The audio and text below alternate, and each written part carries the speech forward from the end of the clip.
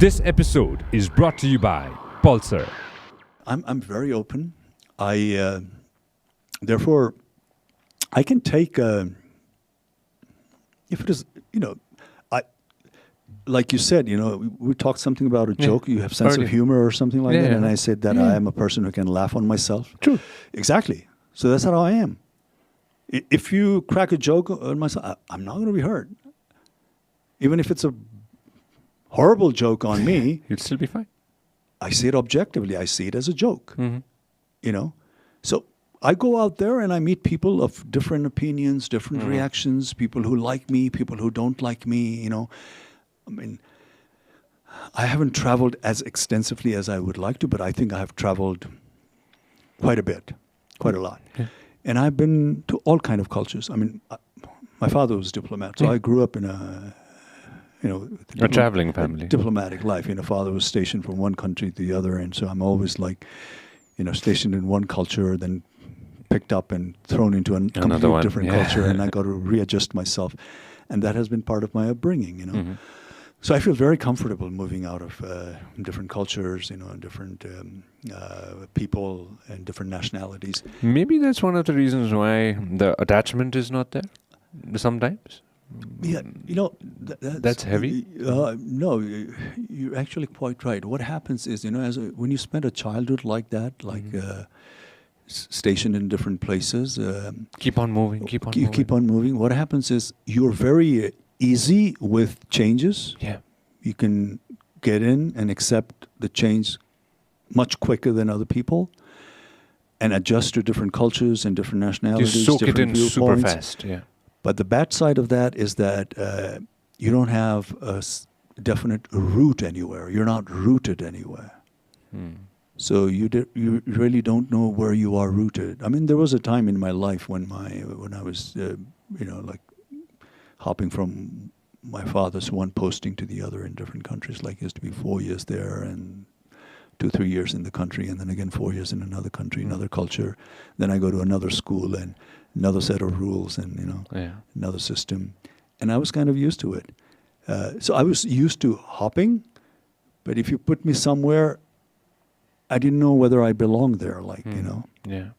I did not have sense of belonging anywhere, but I felt, again, at the same time, I felt very comfortable everywhere. Yeah. Yeah, that's the best thing. That's the best thing. So that's the reason why you are who you are at the moment. But the bad side is that, where do I belong? Yeah. Where's home? Oh. I know. Who am I?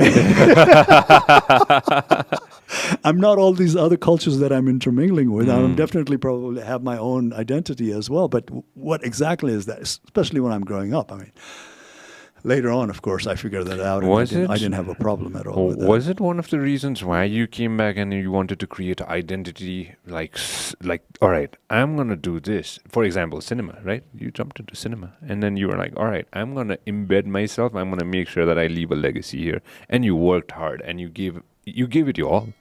You still do. Was that one of the reasons why maybe when you look back? When you take a first step, let's just say, when you take a first step towards your passion, you never think of the end of it. You never think that I'm going to ultimately be this. I'm going to leave this legacy, or I'm going to achieve this. It's just like the Sanskrit saying, karma garne phalko asa nagarne. That's how your first step should be started. You just should be happy to make things work on a day-to-day basis, and the future will take care of itself. But if you constantly start thinking about the ultimate destination when you are just about, you're taking your initial steps, then it can hinder your day-to-day progress if you're constantly thinking about the phal. When is the phal going to come, and not thinking about nurturing the tree, enjoying it grow, and just feeling happy that, it's become better than yesterday, it has become taller, there are more branches, it's like that. Sadness only comes when each day passes and your tree is not growing, it's drying out. Then that's the problem. But as long as your tree is alive and the branches are coming out and the leaves are coming out, the fruit will be there, you know. Yeah. So that's how I took my first step here. I did not think about that I'm going to live a legacy or I'm going to do this. I just wanted it to work for me. I did not think about the nation. I did not think about the great contribution that I will be making to the society. Yeah. I was not thinking that, oh, I'm going to do this for my country. That, of course, comes later as you are able to succeed, you know. The first important thing, like this is what I tell young people when I interact with them as well, is that don't be too idealistic, you know. Mm-hmm. Don't say that I'm going to do this because I'm going to make my nation proud. I'm going to make the societies proud. I'm going to, change the country, change this. Don't. Just try to make it work for yourself. Yeah. Just try to succeed individually. And if you manage to reach the pinnacle of your success, that itself will be a contribution to your nation. That itself will be a contribution to your society. There is no way, no matter what kind of field that you choose, if you are actually managed to reach the pinnacle of success in whatever field, whether it be farming or media or politics or business or anything. Initial phase, you're always trying to make it successful for yourself. You're just concentrating. I want to make it work for myself so I can feed my family, I can look after myself. But if you become the greatest media person of this nation, see, this nation There you go. Automatically, it's already automatically is there. there. Yeah. And your success is going to be shared by the nation, it's going to be shared by the society you live in. And you will also feel responsibility at that point, But that only happens after you have personally proven yourself, achieved and gained. Because society otherwise, they don't serve you anything on a platter. Society will only acknowledge you after you have proven yourself. And that proving, you have to do it solo, on your own capacity. Yeah. But ironically, once you have reached the pinnacle of success and, whatever achievement, then the society would want the share of the pie, and you are also feel responsible for giving it back to the society that you are in. That's why you hear, all these great business houses or people who have excelled, achieved a lot, whether it be in cinema or media, after reaching the pinnacle, they said, okay, now is the time to give back something, Yeah. But like when I started off, and before I have proven myself, if I went out claiming that, it's just that I haven't had the opportunity, but I'm really a great actor. I can really act well because my mirror tells me so. I've seen it, every morning in my bathroom, and what I see in the mirror is so perfect, it's like the greatest artist. They will just laugh like you laugh right now. Yeah. This is a natural reaction. Because we know people who are still there right now at this moment. They'll react like that. They'll never take you seriously. So in order for them to take you seriously, you yourself will have to get into the arena. Yeah. Like one great president of America said that. You have to get into the arena, and you have to give your sweat, blood, and tears. Everything. You got to be your own gladiator. You got to be a gladiator.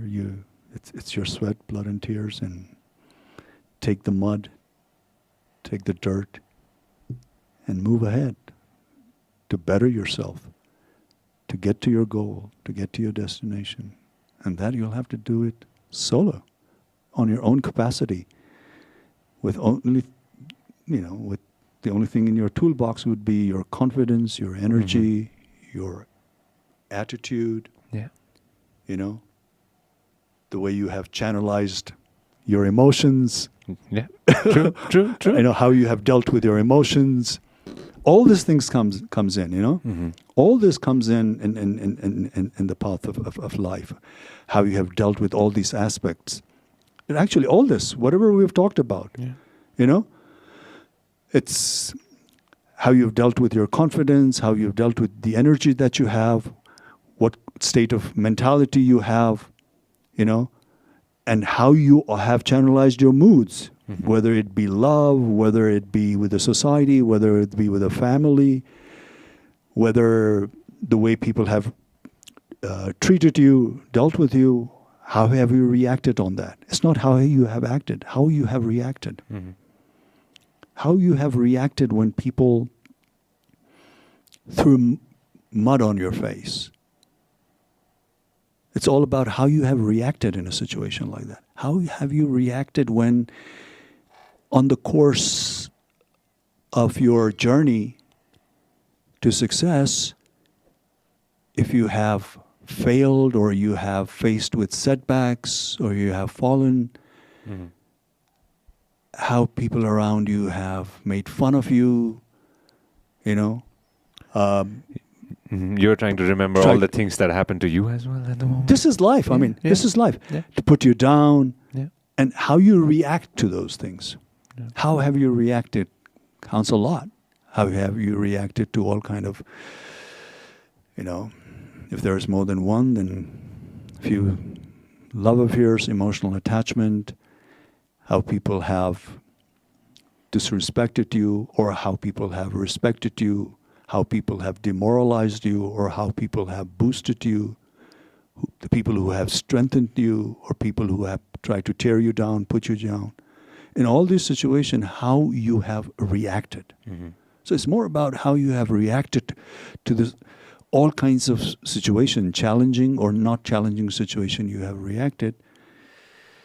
Makes all the difference on how you're moving along on your path and where you're reaching.